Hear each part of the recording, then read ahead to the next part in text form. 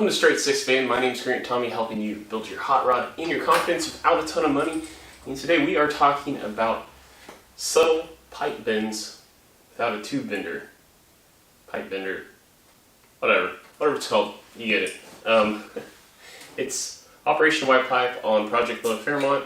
As you know, where we left off last week, I'm not sure how much you can see from there, but we're really not much further than where we left off last week, and there's a good reason for that. I did work on it, I don't know, maybe 3 or 4 weekdays out of the week, but I was just taking my time, making sure I got nice clean cuts, and just if I only had an hour to give, I wasn't trying not to rush something. But anyway, so this episode was meant to be a Friday bonus material, kind of a tech tip talk thing, but that's what we're doing here today, so let's get into it.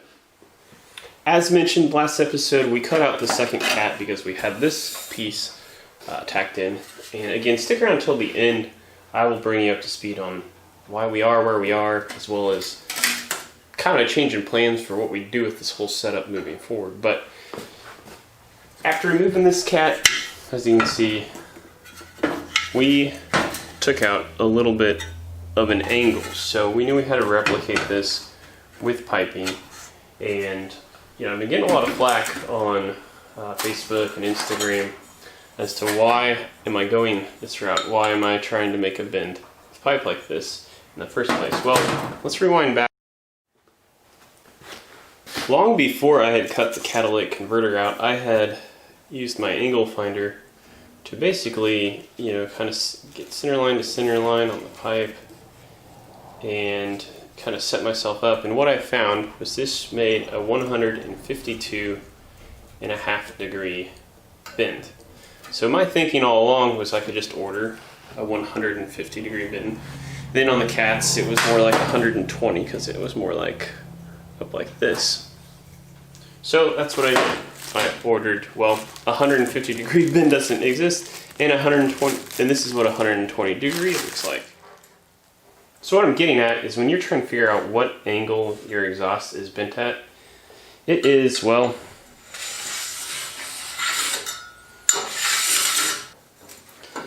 it's actually the angle that you're going to pull up to make that bend. So it would be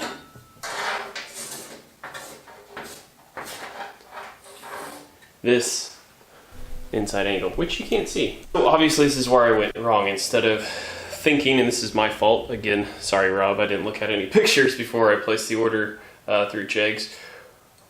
But, instead of me thinking that I needed this angle on this side, I needed this angle. So instead of a 150 degree bend, I needed a 30 degree bend. Or, actually, in my case, I needed a 27.5 degree bend. As you recall, this was 152.5.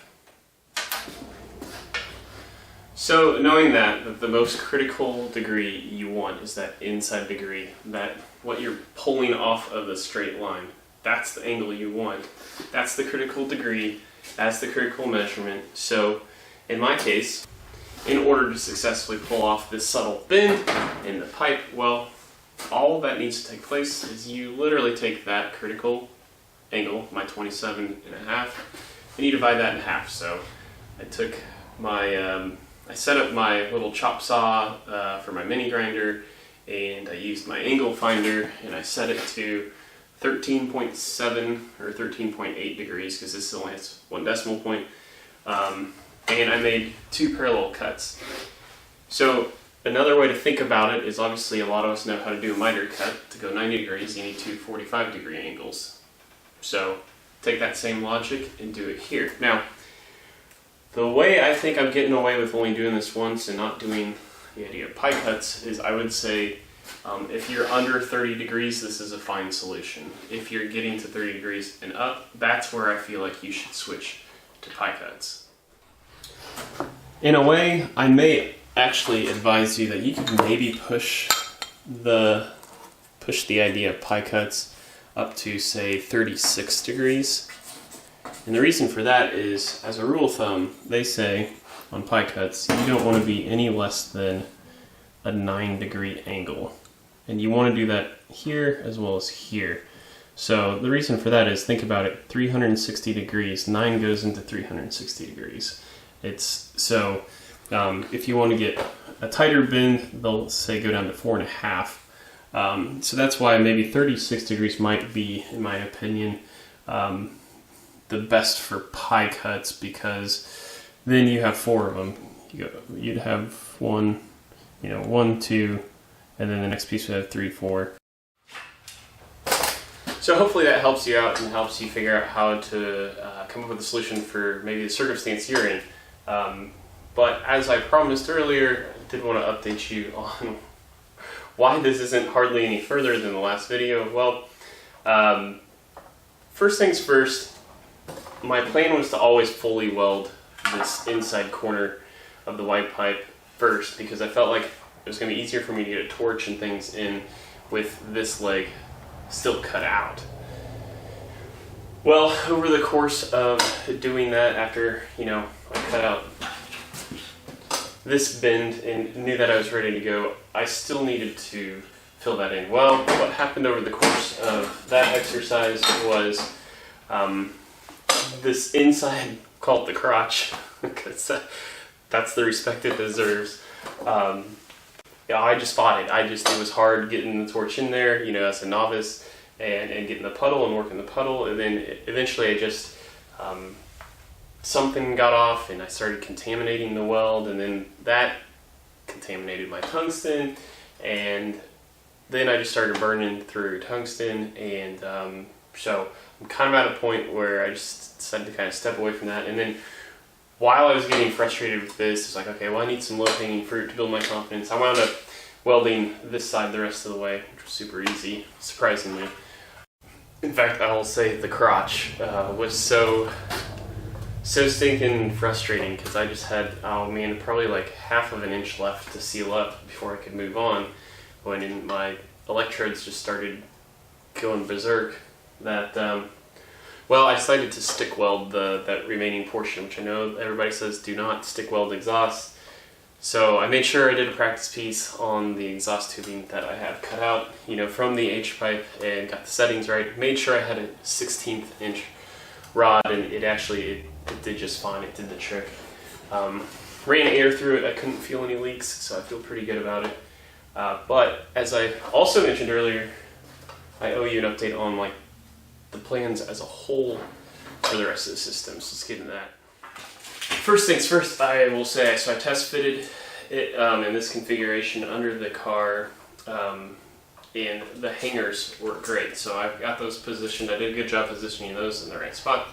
But when I had been doing all this butchery earlier, at some point in time I looked down. This is the passenger side cat. The only clearance issue we had on the passenger side was the heat shield was right up on some transmission cooler lines. Well, at some point in time I looked down this cat and it's already gutted. So I was like, oh well shoot, well if there's nothing in the cat, well then I can save myself some work by not replacing the cat. And let me try taking the heat shield off and seeing if sure enough it fit. Without the heat shield, I've got probably I could probably get past my pinky through the transmission cooler line in the catalytic converter. So this one's gutted and we can save that.